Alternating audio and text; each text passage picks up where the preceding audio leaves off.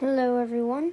Today we will be doing a killer tier list now with the new killer, the Cenobite, as the other one that I did is outdated because a few killers received a few buffs, including Nemesis, and also my opinions have changed again. A few things I will want to point out though. I know how some people have closer connections to their killers than others, and if you feel like your killer was not ranked properly, leave a comment down below on what you think. Secondly, if your killer can teabag, that does not affect the tier list at all. And third, we will be ranking the killer on how well they do in and out of chases. So if you're a Deathslinger main and you think he's S tier in chase, we're also going to consider his map pressure outside of a chase. So starting off in the S tier, I'm going to have to put the Nurse. Nurse's power has been very powerful for a very long time, and if you're a god with Nurse, you can absolutely be broken and destroy an entire team. The reason why Nurse is so good is because she can literally teleport through walls, pallets become useless, windows are just another thing that can't stop her, and nothing can really stop her besides line of sight or like DCing. So that's why I think Nurse is the best killer. Next, we have Spirit.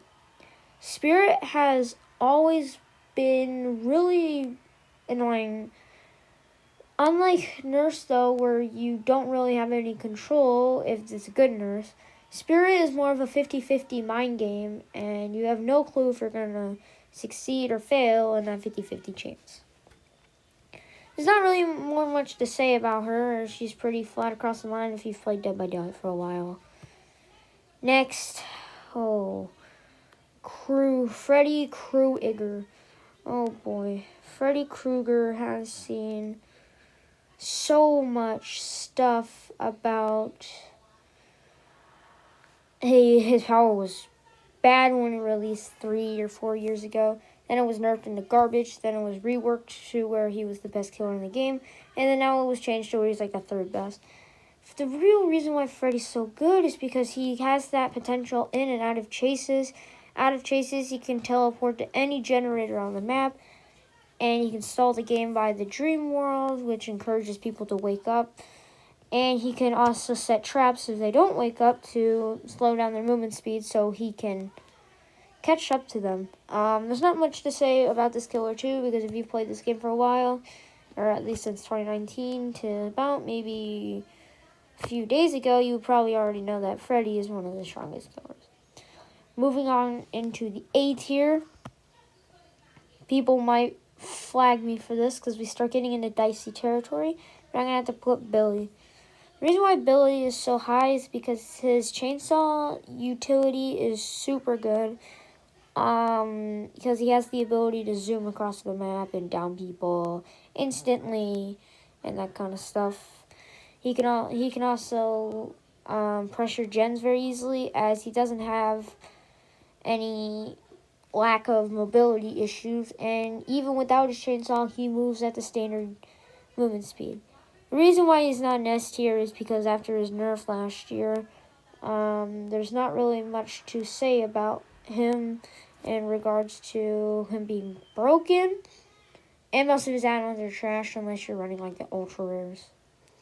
Next after him, this might be also another controversial pick, but I'm going with the Doctor. There is so much to say about the Doctor and how he is so debated, in my opinion. The reason why he's so good is because he has that ability to stop looping. He also has the ability to shut down any windows or pallets. He can find people very easily with his static blast. And he can even cause survivors to waste time having to snap out of it or not being able to really do anything. The reason why Doctor's not super high is because his mobility is trash. He can't really stop generators from getting done other than getting survivors to tier 3 madness. And doing so will require the Doctor to spend a great deal of time getting them to tier 3 madness. which is time you can't really afford, but I think the Doctor is still a pretty solid pick. And I also am a Doctor main, so. Next after him, I'm going to have to go with the Huntress. Huntress has that ranged ability that unless you have long walls or something like that to block her hatchets, or you're just really good at juking, she's one of the more balanced killers, I could say. But the reason why she's not in B tier is because if she's running her really good add-ons, then she could be kind of broken in that kind of fact. But sometimes you have to take like the roll of the dice to see if you're going to get a bad Huntress or not. But even though the Huntress does require some skill cap, I think she's overall pretty good. Then after that, we have the... Let's see. This is probably going to be another controversial pick. I'm going to have to go with the Blight. The reason why Blight got so high is because I always thought that the Blight was bad. And then once I started playing him, I started realizing that he's not that bad of a killer. He can get around pretty easily, and there's not really much stopping him between that and anything else. So that's kind of it. Next, in the last spot of the A tier, I'm going to have to go with the Trickster. The reason why Trickster is so good is simply for the fact that he can hit you over objects that the Huntress can't, but his blades require 6 hits before a health state is taken. That kind of makes him worse, but after his buff, he's still pretty good. Now in the B tier, oh boy. First we have Demo. Demogorgon is good in the fact that he can travel really far, and he also has the ability to shred, which gives him a really long lunge attack. The reason why he's not as high as Billy or any of the other killers higher than him is simply because his portals can be shut down, making them kind of useless. He also has to spend time setting up his portals. And kind of like basically any other killer besides, well, kind of like the killers in the S tier, he can get gen rushed. And that's kind of the problem with him. Other than that, he's still a pretty solid pick. Next after him, I'm going to have to go with Nemesis. Now, I know last time Nemesis was in the lower section of the B tier, but Nemesis is still pretty good because after his buffs, which makes him move at the same speed as survivors when charging his attack, he also moves at the same speed as survivors when he, I think it's misses his attack. I'm not really sure. Someone leave a comment down below. Anyways, he's still a pretty good killer, and his power is okay. He also has zombies, which could be either useless or be the reason why you're winning. So, there you gotta weigh that factor too. After him, I'm gonna have to go with the Plague. The Plague is a really balanced killer, in my opinion, as she can be really powerful and not powerful. If the survivors cleanse at the fountains and you get your red vomit, the survivors could just hide for the entire time that you're doing that, and you're just going to wind up wasting it. However, if they don't cleanse, then they're one-shot the entire game, which makes it significantly easier to end chases. Although she doesn't have any direct way of map pressure, she can slow down the game by forcing survivors to cleanse. If she's running her ultra rares, then she can kind of counter gen rushing and force people into cleansing, but that's more of a luck chance versus something that forces them to. Next up after that, we have our favorite traffic cone, the Pyramid Head. Pyramid Head used to be really powerful, and then he got a few nerfs. And I'm not talking about the rear end nerf. I'm talking about how long his range is and all that kind of stuff. That nerf. And now he's like, okay, but it's still lackluster. The real reason why he's so okay is because he doesn't really have anything that helps him stop generator rushing, which is a major issue for him. He also has to do a few tasks like set up his trails to be useful. However, if the survivors do step over his trails, he can ignore borrowed time and decisive strike if the survivor is sent to a cage, and if the survivor is killed on the floor in the second state, which is kind of cool. He has his own warning. Next up, after Pyramid Head, our favorite traffic cone, we have Myers. Myers used to be lower, but I kind of think now that Myers is better because of his overall. Just thinking about it, he vaults faster than other killers just by his power itself. And when he gets to tier 3, he can one-shot people, which can end chases faster. He also has insane vault speed, and that's kind of it. His expose for 60 seconds can down like 1 or 2 survivors, but it's not always that reliable versus someone like Freddy, who, even though he can't instantly down you, his snares are most likely more reliable than Michael Myers' one shot, but still it could be used to be very powerful. Next up, after Myers, we have the Cenobite. Pinhead has been always in that middle for me, as he is powerful, and especially with the ultra rares, he can be almost broken. Although he has the problem of generator rushing. However, one benefit he does have is that when the survivors get 3-gen, he can basically stand in one point and use his gateways to tell if the generator is being repaired or not.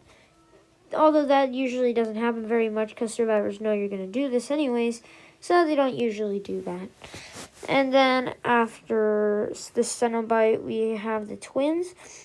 Now, don't get me wrong, I think the twins are very powerful. They can usually the baby can pounce on the survivors and cause additional map pressure. And I don't know much about the twins because I don't own them, because I do not want to own them, because I feel like the twins are only used for camping, and I'll just get bothered by survivor mains who are like, you shouldn't be using camping killers, blah, blah, blah, blah. So that's why I don't really own the twins, so I'm just going to say that they're here based on the knowledge that I know. And then finally, we have the Hag. Now, the Hag is good at setting traps and camping, but she suffers from a slower movement speed than most killers, and she's not very powerful in general. There is a basic idea of what you can really do. Her traps is when someone steps on it, allows her to teleport to the trap, but nothing in comparison to like Freddy's traps, which will slow you down and give you a scream notification. Instead, the Hag can just teleport to that and get a hit usually, but there's nothing else very special about her power. She has a slower movement speed and she can be looped. And then lastly in B, we have Ghostface. Now, I know what you're gonna say. Ghostface should be in the S tier because he can teabag, but I said in the beginning that we're not rating his ability to teabag efficiently, although that is kind of funny. He also has a really cool Mori, but that doesn't really matter because we're not doing a Mori tier list, we're doing a killer tier list. But his power in itself is simple, but not super good. The reason why is because unlike Myers, who can gain benefits from it and expose multiple people, he has to stalk and kill people one at a time. The problem is that's not always guaranteed because of his ability. Once it's canceled, he's a standard 115 killer with no power. Once he's been revealed, he can be looped very easily. So that's why he's there. Moving into the C tier. First off, in the C tier, we have Leatherface. The reason why Leatherface is so low is just for the fact that he has no map pressure, and his chainsaw is not always reliable as the survivor finds a pallet or window. Usually after the gone of the days of Instasaw, usually Leatherface can't charge his chainsaw before the survivor can find a pallet or window, which basically makes him have to down survivors with his mace. Even though he could shred through pallets very easily, and pallets are not a problem for him, his windows are his primary weakness, and he will be forced to land M1s. So unless you can get on a map with a bunch of pallets and not windows, you're most likely screwed. Next up after that we have Deathslinger. I think you start getting the idea of why all these lower killers are so low. And the simple reason is just that they have no map pressure at all, and that kind of hinders their ability to do stuff.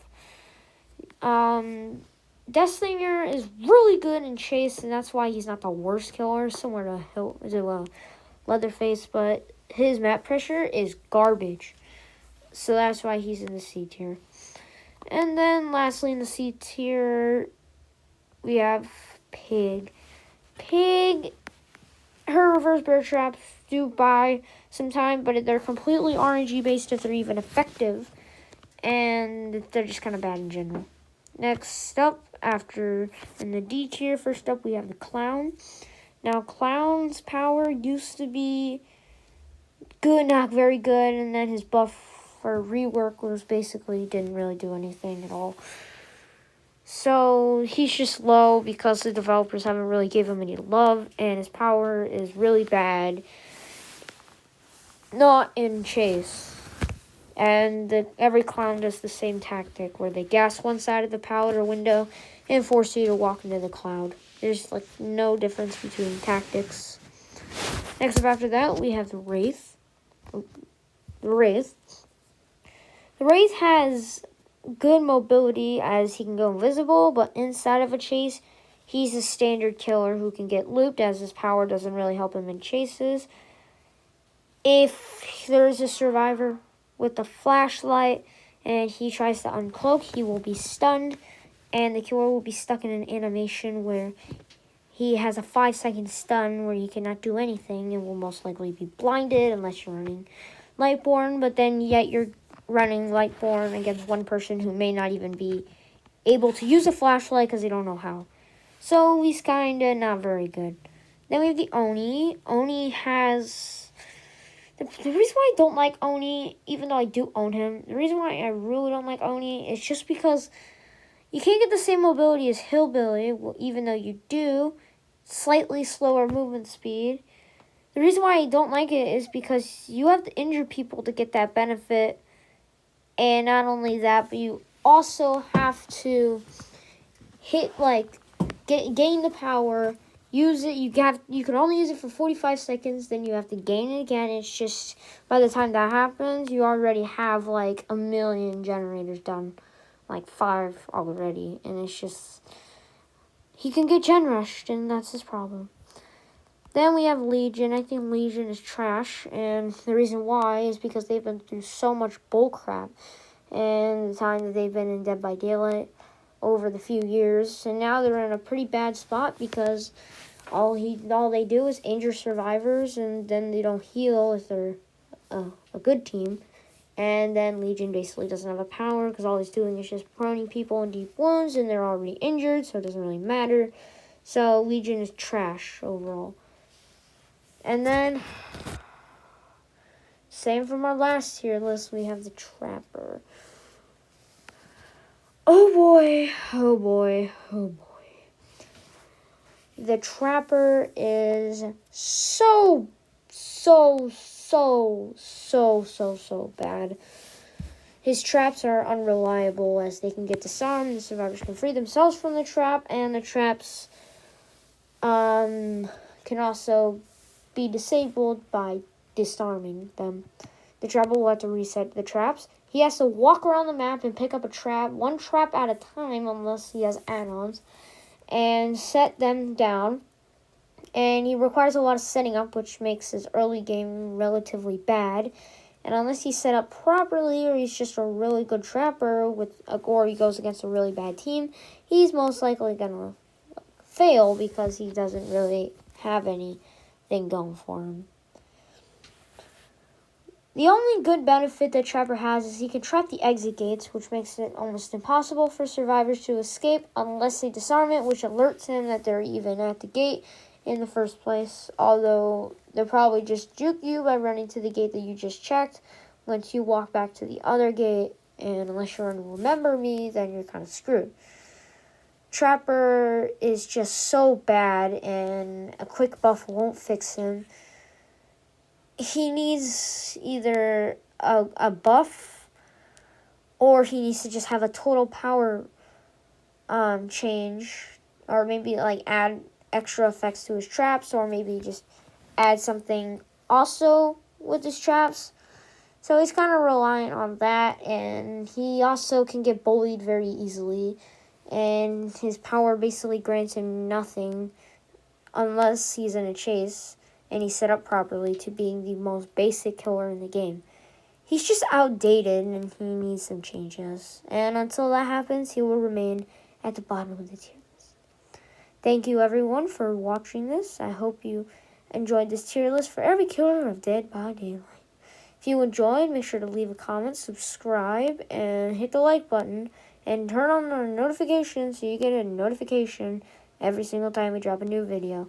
Thanks everyone, and you have a nice